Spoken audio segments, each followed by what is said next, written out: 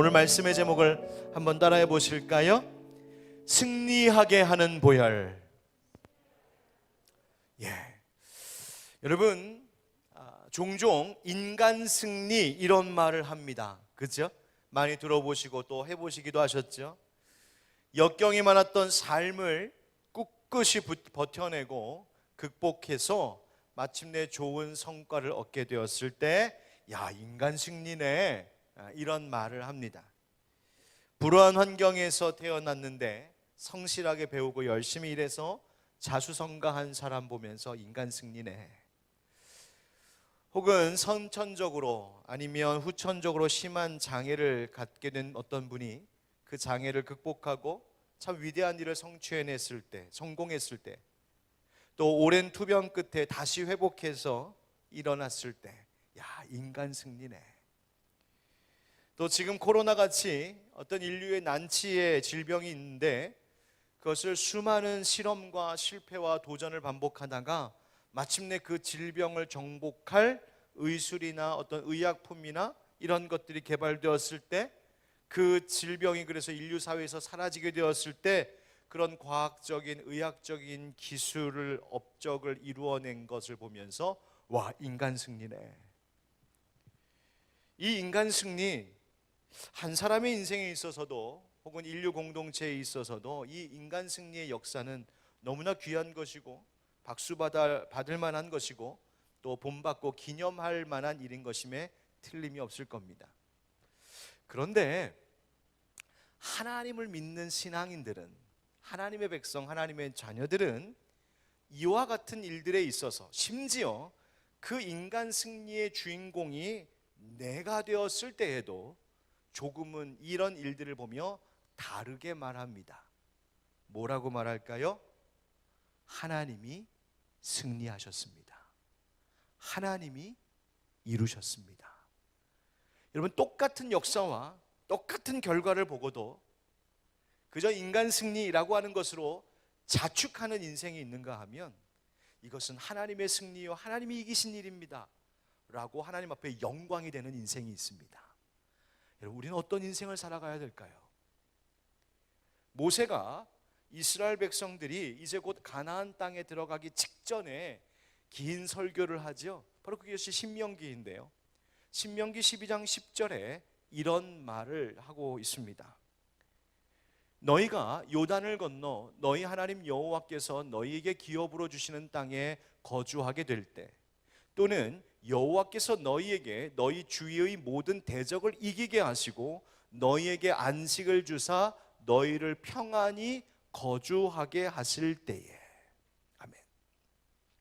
모세가 이제 곧 가나안 땅에 들어가 가나안 땅을 정복하고 그 가나안 땅을 차지하게 될 이 이스라엘 백성들에게 매우 중요한 것 한 가지를 명심하게 했습니다. 가나안 땅을 정복하고 거기서 잘 살게 되거든 반드시 하나님께서 그렇게 약속대로 이루실 텐데, 그렇게 되었을 때에 그 모든 대적을 이긴 것이 너희가 한 것이라고 자축하지 말아라. 조금 더 강하게 말하면 너희들이 스스로 이겨낸 것이라고 교만 떨지 말아라. 성경에 분명히 말하고 있지요. 여호와께서 모든 대적을 이기게 하시고 여호와께서 너희에게 안식을 주신 것이다. 누가 하셨다고요? 여호와께서. 시편 20편 5절에 이런 시인의 고백이 있습니다. 시편 20편 5절 우리 한번 같이 읽어보실까요? 앞에 보시고 시작. 우리가 너희의 승리로 말미암아 계가를 부르며 우리 하나님의 이름으로 우리의 깃발을 세우리니 여호와께서 내 모든 기도를 이루어 주시기를 원하노라. 아멘. 여러분이 여호와 니시라고 하는 말이죠. 여호와 니시 무슨 말이에요? 승리하신 하나님, 우리 여호와, 우리의 승리. 근데 사실은 그 니시라고 하는 말을 직역하면 나의 깃발이라는 뜻이거든요. 깃발, 승리의 깃발이죠. 그래서 지금 방금 읽었던 시편 20편 5절 말씀에도 승리로 말미암아 우리 깃발을 세운다. 이 여호와 니시, 우리 승리를 말하는 거예요. 그런데 누구의 이름으로? 하나님의 이름으로 우리의 깃발을 세우리니. 여러분, 내가 승리하고 우리가 승리했으면 우리 이름, 나의 이름이 올라가야 되잖아요. 그런데 누구의 이름으로? 하나님의 이름으로. 누가 이기게 하셨다는 거예요? 하나님이 이기게 하셨다. 여러분, 아말렉과의 전쟁에서 이스라엘 백성들이 승리했던 거 기억해 보세요. 모세가 손을 들고 있어서 이긴 것이 아니라 손을 들고 기도하는 모세의 기도를 들으신 하나님이 이기신 것인 줄 믿습니다. 여러분, 이건 분명한 차이가 있는 거예요.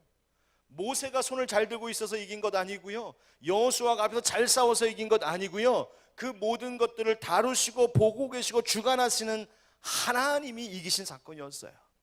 여러분, 성경의 모든 역사, 이스라엘의 역사는요, 하나님이 이기신 역사인 줄 믿습니다. 고린도전서 15장 57절 궁극적으로 뭐라고 합니까? 우리 주 예수 그리스도로 말미암아 우리에게 승리를 주시는 하나님께 감사하노니. 죄와 사망의 권세를 이기신 예수님, 그 예수님을 통하여 우리에게 승리를 주신 건 누가 주신 것이라고요? 하나님께서 주신 거라. 그러니 하나님께 감사해야 된다고 사도 바울은 말하고 있어요. 여러분으로 이것이 성도의 고백입니다. 내게 있는 승리가 그냥 단순히 우리의 역사, 나의 인생 이야기, 내 인간 승리가 아니라 그 전에 하나님이 이기신 하나님 승리의 역사라는 사실을 잊지 않는 것, 바로 그것이 신앙이요 우리의 모습이어야 할 줄 믿습니다. 오늘은 바로 우리를 이기게 하시는 예수 그리스도 그 보혈의 능력, 우리가 화목하게 하는 능력, 또 우리를 깨끗하게 하는 이 보혈, 우리를 거룩하게 하는 보혈 등등 우리가 함께 말씀을 나누고 있는데, 오늘은 바로 이 승리하게 이기게 하시는 그 보혈의 능력에 대해서 함께 말씀을 나누려고 합니다. 우리는 얼마 전 부활절을 보냈습니다. 그리고 그 이후로 부활의 절기 기쁨의 50일을 지금 보내고 있죠. 그래서 위에도 앞에도 그렇게 써붙여놓고 부활의 기쁨을 누리고 또 선포하자 우리가 다짐하고 있지 않습니까? 그런데 여러분, 한번 생각해 보세요. 상상해 보세요. 예수님께서 십자가에 달리시고 죽으신 그날 밤, 그리고 그 다음 날 밤까지 여러분, 사탄이 무슨 생각하고 있었을까요? 사탄은요, 예수님이 운명하신 것을 보고 아마 야, 내가 이겼다, 아마 그랬을 거예요. 사탄이 이런 생각하지 않았겠어요? 내가 말이야 3년 전에 40일 동안 금식한 그 예수에게 내가 광야에서 시험했는데 그때는 내가 졌어. 내가 알아. 그때는 내가 졌어. 그리고 3년 동안 예수가 이 땅에서 공생의 사역을 하는 동안에 사탄, 마귀, 귀신 들린 자들 내가 막 종부리도 부렸는데 그 예수의 권위 있는, 권세 있는 그 말에 그때도 내가 졌어. 내가 쫓겨나고 막 그랬었어. 그런데 이번은 달라. 이번에 예수가 십자가에 못 박혀 죽는 거 내가 봤거든. 죽었어. 이번엔 내가 이겼어. 이번엔 내가 하나님께 결정타를 날렸어. 아마 사탄이 이틀 동안 신나게 자축하면서 기뻐했을지 몰라요. 그런데 여러분, 어떻게 되었어요? 예수님께서 사흘 만에 다시 부활하셨습니다. 별로 이렇게 감동이 없으신가 봐요. 예수님께서 사흘 만에 부활하셨습니다. 아멘. 예, 부활하셨어요. 보통 일이 아니잖아요. 죽음을 이기시고 다시 사셨어요. 여러분, 이 죽음이라고 하는 것을 사탄이 무기 삼아서 인간을 종부리듯 했단 말이에요. 그런데 예수님께서 그 죽음을 이기심으로 더 이상 죽음이, 이 사망의 권세가 사탄이 다루는 무기가 될 수 없게 되었단 말이에요. 예수님이 죽음을 깨뜨리셨다. 그래서 우리가 찬양할 때도 사망 권세 이기셨다, 이렇게 노래하는 거잖아요. 여러분, 그럼 그 이후로 예수님께서 십자가의 죽으심과 부활 그리고 승천하신 그 이후로 사탄은 뭘 하고 있을까요? 사탄은 그 이후로도 인간을 공격하고 있어요.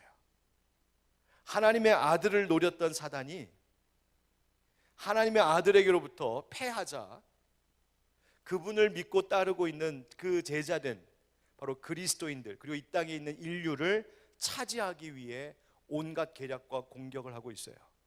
왜 그럴까요? 여러분, 인간은요, 이 피조물들 가운데 아주 독특하고 특별한 위치에 있습니다. 하나님께서 천지를 지으시고 온 세상을 다스리는 일을 바로 이 사람에게 맡기셨기 때문이에요. 인간은 이 땅의, 이 만물의 주인이신 하나님께로부터 위임을 받아 이 세상과 이 세상의 일들을 다스리고 돌볼 사명을 받은 자들이 인간, 바로 사람이에요. 우리들이에요. 그런데 이 인간을 사탄이 정복한다면, 즉 사탄이 이 인간들을 자기 마음대로 조정할 수 있게 된다면 여러분 이 세상이 어떻게 될까요? 예, 이 세상까지도, 이 땅의 모든 일들까지도 사탄의 손에 놀아나는 이 비극적이고 끔찍한 일이 벌어지게 되었겠죠. 여러분, 사탄이 사람을 노리는 이유가 바로 그거예요. 사탄이 인간들을 공격하고 유혹하는 이유가 바로 거기에 있어요. 여러분, 사탄이 왜 교회의 지도자들, 교회의 목사들을 먼저 유혹하고 공격하고 넘어뜨리려고 할까요? 그러면 하나님 맡겨주신 그 교회가 넘어오니까. 여러분, 사탄이 왜 가정의 가장들을, 부모들을 칠까요?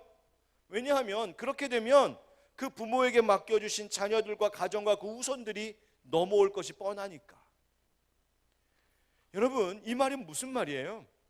사탄이 지금도 인간들을 공격하고 유혹하고 넘어뜨리려고 하고 있고, 그리고 사탄에게는 그렇게 사람들을, 인간을 공격할, 그리고 어떠한 악한 영향력을 줄 만한 힘이 사단 마귀에게 있다는 거예요.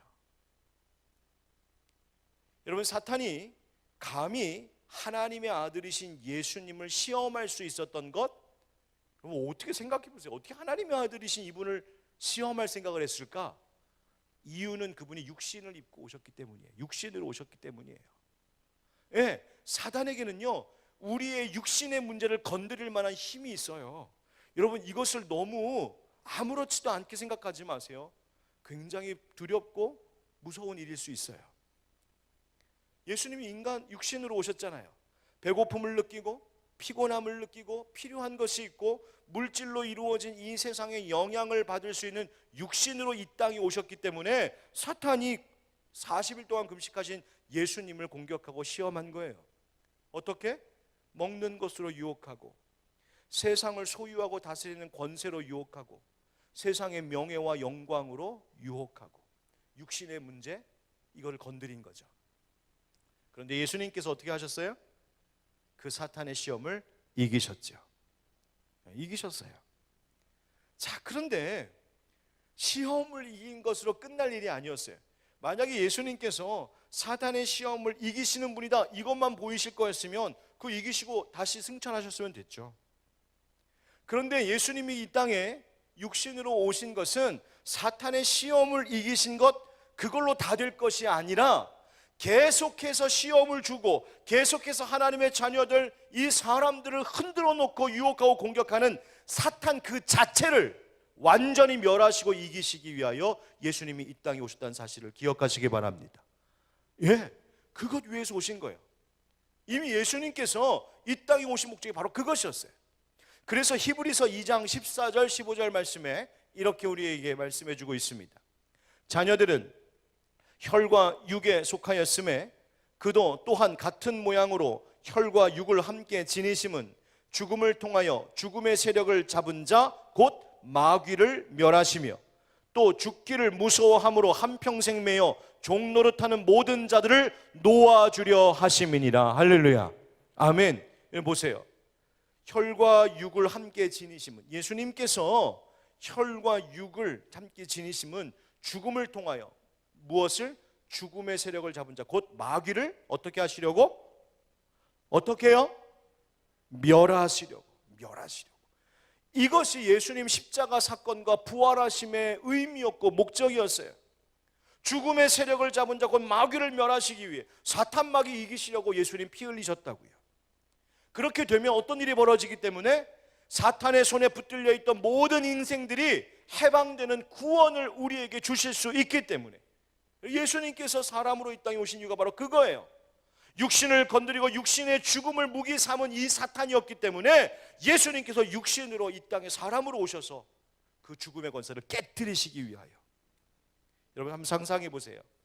예수님이 이 땅에 육신으로 오시지 않았다면 어떻게 됐을까요? 여러분 상상해 보셨어요? 예수님의 십자가 죽으심이 없었다면 지금 우리 어떻게 살고 있을까요? 예수님의 부활하심이 없었다면 지금 인류는 어떤 모습일까요? 여러분 한번 상상해 보세요. 무섭지 않으세요? 공포스럽지 않으세요? 끔찍하지 않을까요? 지옥 그 자체가 없을걸요? 아무런 소망도 없는 절망으로 그냥 살아가고 있는 이 세상. 여러분, 세상에 많은 사람들이 이걸 잘 몰라요. 세상에 많은 사람들이 하나님, 우리 예수님을 통한 그 복음의 소식에 대하여 듣기 싫어하고 거부하고 믿을 수 없다 말은 하지만, 정작 예수님의 이 복음의 사건, 이 십자가의 사건이 없었다면 우리가 사는 이 땅 가운데, 우리의 인류 가운데 무슨 일이 일어났을지 잘 몰라요. 여러분, 유명한 영화 하나 있는데 여러분 혹시 아마 많이 보셨을 것 같아요. 체코 영화, 체코 모스트, 이 모스트가 체코어로 The Bridge, 다리라고 하는 제목의 영화인데요. 무슨 이야기예요?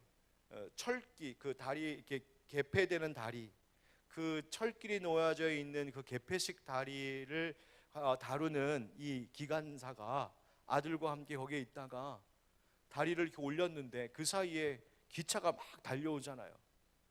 근데 그 기차가 이 다리를 지금 내리지 않으면 기차가 그대로 탈선하고 추락해서 수많은 사람들이 죽을 지금 위기인데, 그것을, 그 기차가 오는 것을 아빠는 못 봤는데 아들이, 그 옆에서 놀고 있던 아들이 보잖아요. 그래서 그 아들이 아빠를 부르는데 아빠가 못 들어요. 그래서 이 아들이 자기가 한답시고 수동으로 닫는 그 기계실 이렇게 들어가다가 거기에 뽁 빠지잖아요. 그것을 아빠가 늦게 봤죠. 그 순간. 그래서 이 지금 다리를 내리지 않으면 그 기차가 탈선해서 수많은 사람들이 죽고, 이 다리를 내리면 그 기계에 빨려 들어간 내 아들이 지금 죽게 되는데, 이 기가 막힌 상황 속에서 아버지가 절규하면서 다리를 내리잖아요. 그리고 서둘러 달려가 봤지만 이미 기차는 지나가고 아들은 그 자리에서 희생당하잖아요. 그래서 그 아버지, 아들의 희생을 통하여 기차 안에 탄 수많은 사람들을 살린 그 영화의 이야기를 통하여서 우리를 위해서 독생자 예수님을 내어주신 하나님 아버지의 그 사랑을 그렸던 그 영화이잖아요. 그런데 여러분, 저는요, 그 영화를 보면서 가장 충격적이었던 장면은 무엇이었냐면, 그 기차 안에 있는 사람들은 정작 밖에서 무슨 일이 일어났는지 아무도 몰랐다는 거예요. 거기 장면에 보면 기차가 싹 지나갈 때 아버지가 막 절규해요. 그런데 그 기차에 웃고 떠들고 장난치던 젊은이들이 많이 타고 있는데, 한 여성이 아주 무심한 표정으로 무슨 일인가 하고 창밖으로 쓱 지나가면서 그 절규하는 아버지와 눈이 딱 마주치는 장면이 나오거든요. 무슨 일인가? 여러분, 세상에 많은 사람들이요, 무슨 일이 일어나는지 몰라요. 수많은 사람들이 예수님께서 이 땅에서 십자가에서 피 흘리시고 죽으시고 부활하심으로 우리에게 인류에게 어떤 은혜와 어떤 기쁜 소식이 임했는지 많은 사람들이 모르고 지나가고 있어요. 마치 그 기차 안에서 밖에서 무슨 일이 일어나는지 전혀 모른 채 웃고 히히덕 떠들면서 놀고 있던 젊은이들처럼, 그렇게 무슨 일이 벌어지고 있는지 모른 채 이 세상을 그냥 살아가고 있어요. 여러분, 그런데 하나님께서 우리 믿는 자들에게는 무슨 일이 일어난 건지 알게 해주셨잖아요. 예수님께서 오신 이유, 예수님께서 육신으로 오셔서 십자가 지시고 부활하신 것이 왜 나에게 의미가 있고 우리 인류에게 의미가 있는 일이고 기쁜 소식인지 알게 하셨잖아요. 그렇다면 그 은혜 받은 자답게 살아가야 되는 것이죠. 그 은혜를 모르는 사람들에게 알려야 될 사명이 우리에게 있는 거죠. 여러분, 예수님께서 죄와 사망을 이기시는 이 승리가 없었다면 지금 우리에게는 아무 소망 없는, 살고 있지만 죽음을 향하여서 살아가고 있는 인생 그 이상 아무것도 아닌 존재들이었어요. 여러분, 오늘 본문 요한계시록 12장은요 마지막 때에 교회에 있을 7년 대환란 중에 전반기 3년 반에 대한 환상을 사도 요한이 보고 그것을 기록한 내용이에요. 사도 요한이 환상 중에 뭘 보게 되냐면 하늘의 전쟁을 보게 됩니다. 7절에 보면 미가엘이 나오죠. 여러분, 미가엘 들어보셨죠? 사탄의 세력과 싸우는 거룩한 전쟁을 수행하는 하나님의 천사장이에요. 다니엘서에도 나오고요. 이 미가엘과 그의 사자들이 성경에 보니까 용과 더불어 싸웠다 이렇게 되어 있어요. 그럼 그 용이 뭘까요? 오늘 9절 말씀 보세요. 9절 다 같이, 큰 용이 내쫓기니 옛뱀 곧 마귀라고도 하고 사탄이라고도 하며 온 천하를 꿰는 자라. 그가 땅으로 내쫓기니 그의 사자들도 그와 함께 내쫓기니라. 아멘.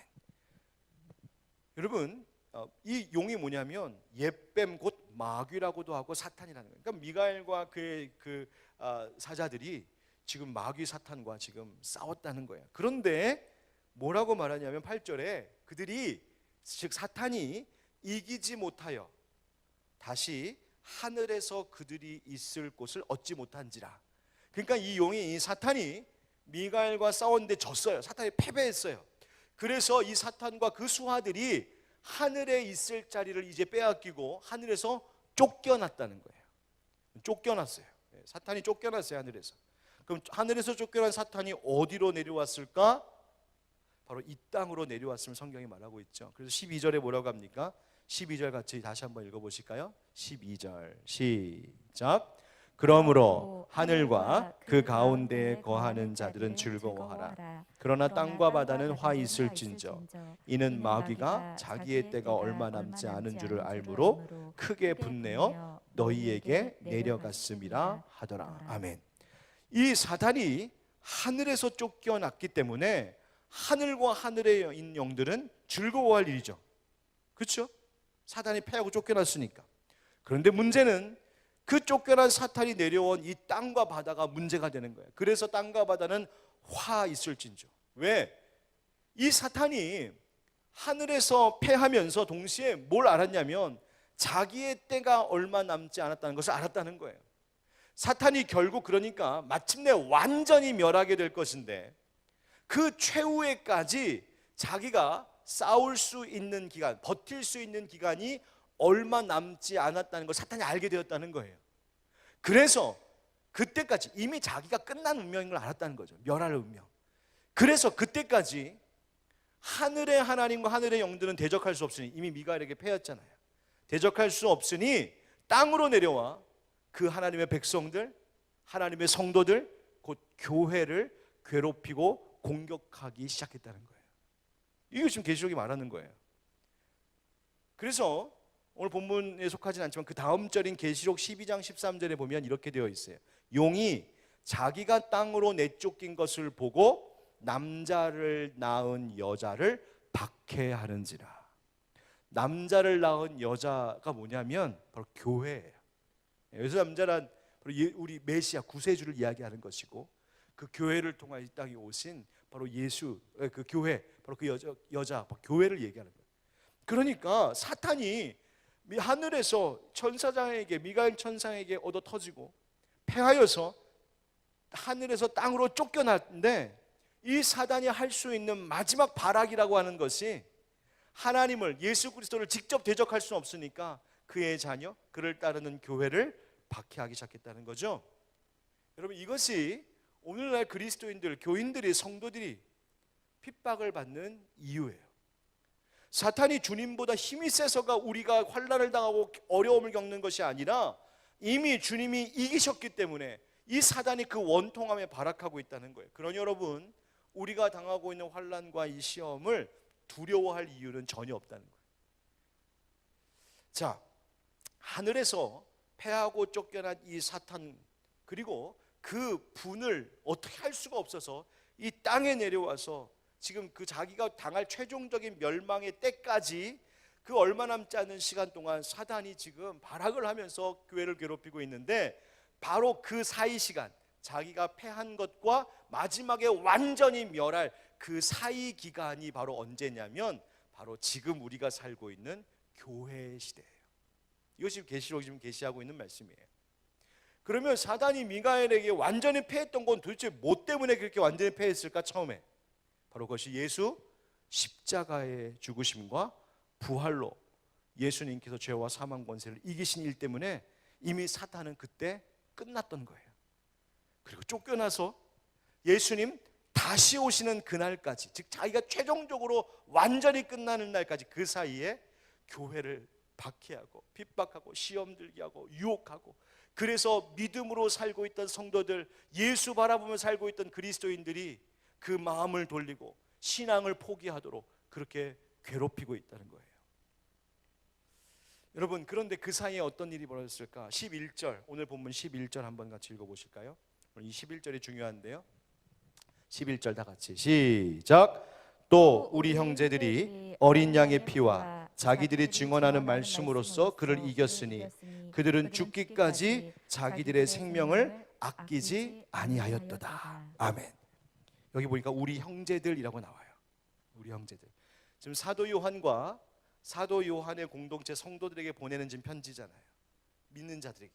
그의 형제들이라는 거예요. 같은 믿는 사람들, 그리스도인들 가운데 이 사단의 공격에도 불구하고 자기의 생명을 바쳐 죽기까지 끝까지 신앙을 지키며 이긴 자들이 있다는 거예요. 바로 순교자들을 이야기하는 것이고 우리 믿음의 선배들을 이야기하는 거예요. 죽기까지 충성한 사람. 이들은 이 사탄의 박해 속에서도 믿음을 지키며 이겼다고 말하고 있어요. 그런데 잘 보세요.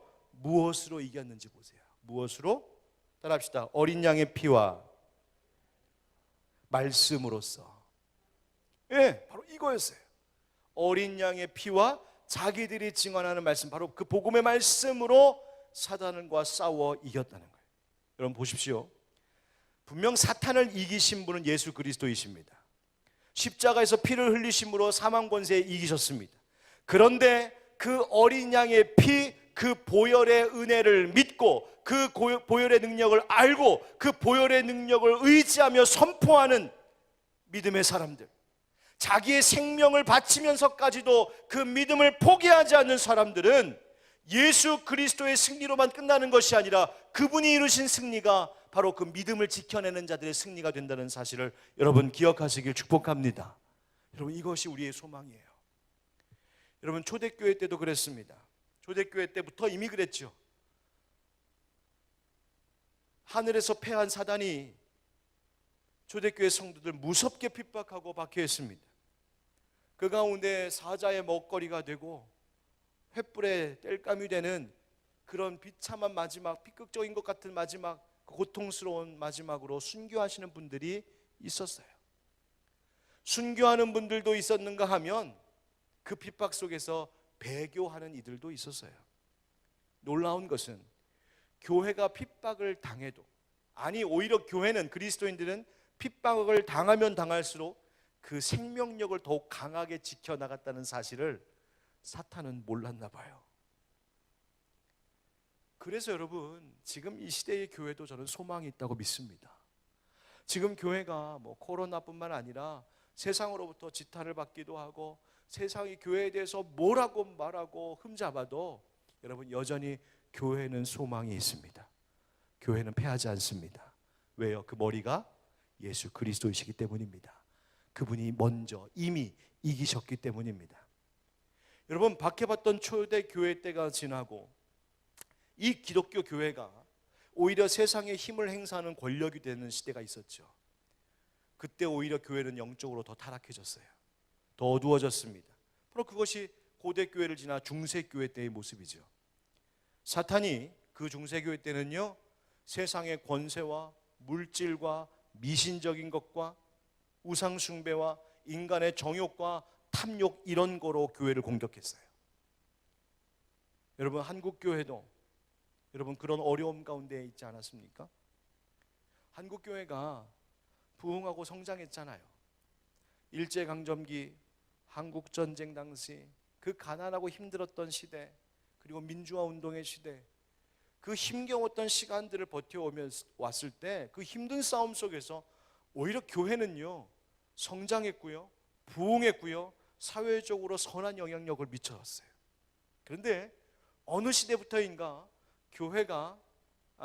교회가 이 세상에서 안전하게 되고 교회에 아무런 문제를 어떤 해를 주는 일들이 없게 되고 교회가 성장하고 심지어 교회가 사회에서 대단한 어떤 힘을 행사할 수 있는 그런 세력이 되다 보니까 그때부터 오히려 그것이 사탄의 통로가 되고 틈이 되었죠.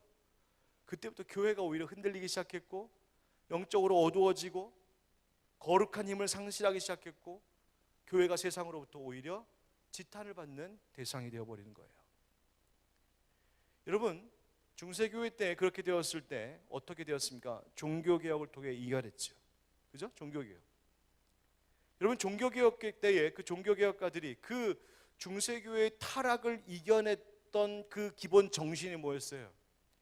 오직 믿음, 오직 말씀, 오직 은혜, 오직 예수 그리스도, 그리고 오직 하나님께 영광. 여러분, 여기에서 오직 은혜, 오직 믿음, 오직 은혜, 오직 그리스도, 이게 다 뭐예요? 결국 바로 저들이 사단의 공격과 교회를 흔들어 놓는 모든 유혹을 깨뜨리고 이길 수 있었던 힘은 모두가 다 우리 주 예수 그리스도 그 어린 양의 보혈의 그 힘을 기인하고 있었다는 거예요. 로마서 3장 24절 25절. 그리스도 예수 안에 있는 속량으로 말미암아 하나님의 은혜로 값없이 의롭다 하심을 얻은 자 되었느니라. 이 예수를 하나님의 그의 피로써 믿음으로 말미암는 화목제물로 세우셨느니라. 아멘. 여러분, 중세교회의 그 어두웠던 시대를 이겨내고 다시 하나님의 거룩한 교회로 변모할 수 있었던 것의 힘은 어린 양 예수 그리스도의 피, 그 보혈의 능력을 의지했기 때문이에요. 그것만 의지했기 때문에. 여러분 기억하십시오. 예수님께서 우리를 위하여 피를 흘려주신 것은 우리의 죄를 씻으시고 우리를 화목하게 하시고 우리를 거룩하게 하시는 것, 그것만이 아니라 예수님의 피 흘리심은 결국 우리를 무너뜨리고 우리를 흔들어 놓는 사단의 권세를 완전히 멸하시고 이기시기 위한 승리하게 하는 보혈의 능력이었다는 사실을 잊지 마시기 바랍니다. 여러분, 그 승리하게 하는, 이기게 하는 예수 보혈의 능력, 그것은 예수님 때만이 아니라 살아계신 주님이시니 지금도 그 보혈을 의지하고 믿는 성도들에게 그 승리의 영광이 분명히 있는 줄 믿습니다. 바로 오늘 말씀에서 그래서 우리는 세 가지의 가르침과 기도의 제목을 가질 수 있게 됩니다. 그 첫 번째는 한번 따라해 보실까요? 예수님께서 이미 단번에 승리하셨습니다. 예수님께서 이미 단번에 승리하셨습니다. 예수님이 승리하실 것이다가 아니라 이미 승리하셨습니다. 그러므로 여러분, 기도할 때마다 두려워하지 마십시오. 인생의 문제 때문에 걱정하지 마십시오. 염려하지 마시고요, 두려움 가운데 주저앉지 마십시오. 오히려 기도할 때마다 이것을 선포하시는 거예요. 나의 주, 우리 주 예수 그리스도께서 이미 보혈을 흘리시고 승리하셨느니라. 이걸 선포하시는 거예요. 왜? 이미 예수님께서 이기셨기 때문에. 두 번째, 따라하십시오. 우리의 승리도 점차 완성되어 갑니다. 우리의 승리도 점차 완성되어 갑니다. 예수님께서 이미 이기셨어요. 사탄은 이미 끝났어요. 그런데 그 사이에 교회를 핍박하는 사단의 세력이 있다고 말씀드렸죠. 그 이야기는 뭐예요? 우리도 마침내 완전히 승리하게 될 날이 있을 것이라는 말이에요. 그러나 그 사이에 이 교회의 시대를 살아가는 동안, 우리 지금 이 시대를 살아가는 동안에 사단이 우리를 괴롭히고 흔들어 놓고 유혹하는 일들이 분명 있을 거라는 거예요. 그러나 실망하지 않을 것은 마침내 우리의 승리도 주님 다시 오시는 날 완성될 것이기 때문에. 우리 아까 처음 불렀던 찬양처럼 주님, 우리는 연약합니다. 우리는 실수합니다. 우리는 넘어집니다. 우리는 무너집니다. 우리는 무능합니다. 우리는 가끔 지기도 합니다. 그러나 우리가 걱정하진 않습니다. 왜요? 주는 완전하시기 때문에. 그날에 이루실 주는 완전합니다. 그 마침내 우리에게 완전한 승리를 주실 그 예수님의 날이, 그날이, 다시 오신 그날이 있을 것을 알기 때문에 우리 걱정하지 않는다는 거예요.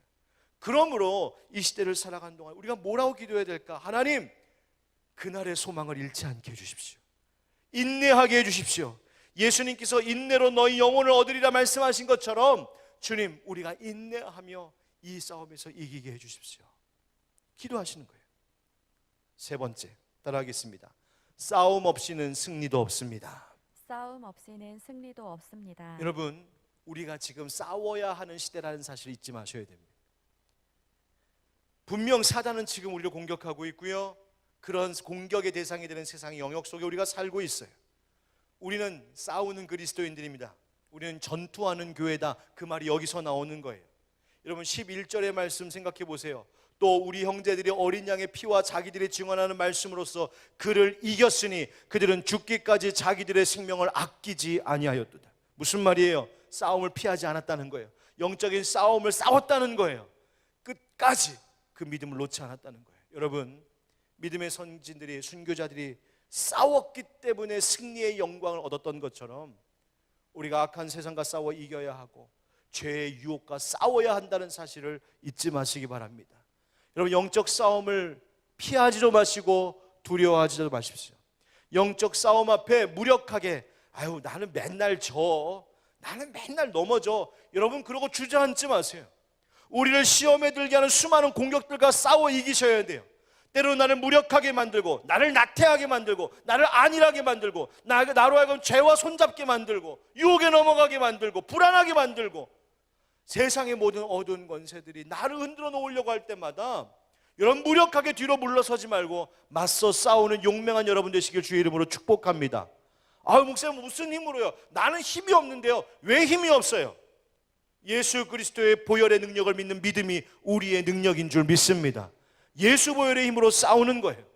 여러분, 시험 들게 하는 일들이 내 가운데 찾아올 때에 마음속에 십자가를 그리시고요, 골고다 언덕 위에 세워진 그 십자가를 마음속에 그리세요. 그리고 주님의 보혈을 의지하시는 거예요. 여러분, 사탄이 죄의 유혹으로 나에게 자꾸만 다가올 때마다 어떤 사람을 통하여 혹은 어떤 일을 통하여서 나를 죄로 넘어뜨리려고 하는 유혹이 다가오는 것이 느껴질 때마다 여러분 선포하세요. 예수 그리스도 보혈의 능력으로 의지하여 명하노니 사탄 마귀는 떠나갈지어다. 명령하셔야 돼요. 마음이 흔들리고 두려움이 찾아오고 슬픔과 절망, 우울함이 찾아오고 불안하고 근심될 때마다 여러분 외치세요. 예수 보혈, 예수 보혈 외치고 찬양해 보세요. 예수님의 피가 내 죄를 씻으셨다고, 예수님의 피가 나를 화목하게 하셨다고, 예수님의 피가 우리를 거룩한 제사장과 같이 되게 하셨으니 내가 그것을 믿노라고 외쳐보세요. 요한일서 5장 4절부터 6절, 무릇 하나님께로부터 난 자마다 세상을 이기느니라. 세상을 이기는 승리는 이것이니 우리의 무엇이다? 믿음이니라. 할렐루야. 우리의 믿음이니라. 예수의 보혈, 뒤에 나오는 말씀처럼 물과 피로 임하셨던 예수님, 그 피의 능력을 믿는 믿음이 세상을 이기는 거예요. 여러분, 사단에게 외쳐야 됩니다. 이제 우리 같이 이제 찬양할 텐데요. 여러분에게 지금 개인적으로 사단 마귀가 어떻게 여러분들에게 다가오고 어떤 부분을 공격하고 있는지 저는 다 몰라요. 여러분들은 아시죠? 사단 마귀가 나의 약점, 나의 아킬레스건이 어디인지를 알고 자꾸만 건드리는 부분이 뭔지 아시죠? 어떤 분에게는 죄의 유혹으로, 달콤한 유혹으로 나를 건드리기도 하고, 어떤 분에게는 내 과거의 상처를 자꾸 들춰내서 나를 조롱하고 비난하기도 하고, 어떤 분에게는 자꾸만 미래에 대한 불안과 근심을 주기도 하고, 때로는 경제적인 문제, 자녀의 문제, 직장의 문제, 가정의 문제, 배우자의 문제, 어떤 가족들과의 문제로 나를 흔들어 놓기도 하고, 심지어 어떤 경우에는 교회의 문제, 신앙의 문제로 나를 흔들어 놓기도 하고, 여러분, 이 모든 것에 배후의 세력에 사단 마귀가 있다는 사실을 간과해서는 안 돼요. 여러분, 그것들을 한번 지금 생각해 보세요. 마음속에 나를 지금 공격하고 있는 것들이 생각하셨어요? 지금 생각하셨어요?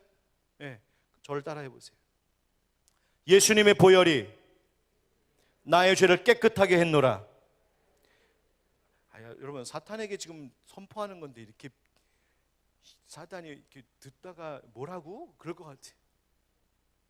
다시 한번 사단에 대적하면서 외치는 거예요. 우리 찬양할 때, 이제 기도할 때 하려고 그래요. 연습하는 거예요. 예수님의 보혈이 나의 죄를 깨끗하게 했노라. 예수님의 보혈이 나를 하나님과 화목하게 했노라. 예수님의 보혈이 나를 거룩하게 하였노라. 예수님의 보혈이 너를 이겼노라. 할렐루야. 여러분, 믿으십니까? 여러분, 로마서 8장 37절, 그러나 이 모든 일에 우리를 사랑하시는 이로 말미암아 우리가 어떻게 이긴다고요? 어떻게요? 할렐루야. 믿으십니까? 여러분, 오늘 여러분의 마음을 짓누르고 있는 어떤 것들, 여러분을 근심하게 하는 것, 여러분을 영적으로 발목을 붙잡고 있는 것들, 여러분의 가정과 하는 어떤 일들에 있어서 사단이 지금 괴롭히고 핍박하고 있는 그 문제들, 오늘 우리 함께 찬양으로 물리치고 기도로 물리칠 때 예수 보혈의 능력이 우리 가운데 승리로 나타날 줄 믿습니다. 아멘.